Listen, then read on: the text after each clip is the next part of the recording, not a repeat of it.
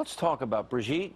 You lived in Pakistan, right? I lived in Lebanon. Lebanon, okay. And you understand, you studied the Quran. Let's take the literal interpretation of the Quran. Infidels, jihad, the things that are in there. If taken literally, does that lead to what Robert Spencer is talking about? Yes, that's exactly what they lead to, jihad against the infidels.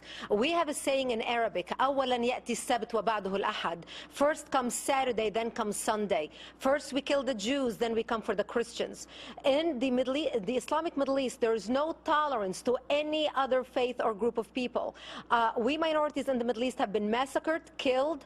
My house was bombed. This is how I ended up in this country, as a refugee from the Middle East. It was happening when my parents were refugees, when I was a child, newborn, and here I am in America today, and my people are still fleeing because of the intolerance of Islamic extremism. So my past is America's future, unless America wakes up now and takes the necessary steps. What are the necessary steps? Identify the enemy by name in order for you to devise a strategy to defeat it. Right now, we have a president at the White House who doesn't have the moral clarity and the courage to stand up and say what we are fighting.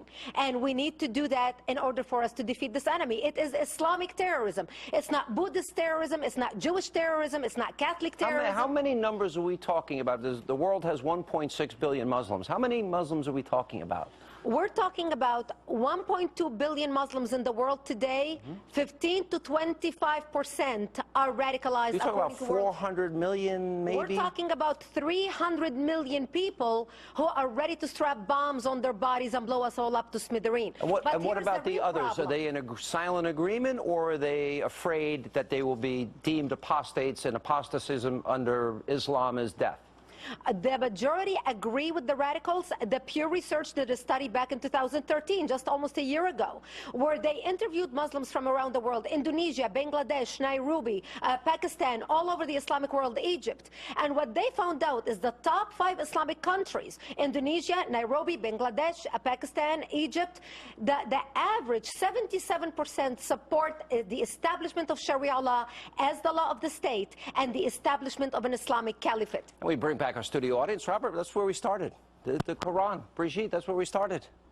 So is that how you're saying 300 million Muslims interpret the Quran that literally? Estimated 300 million Muslims out of the 1.2 billion who follow the teachings of the Quran and believe it literally to the word, and they want to follow it.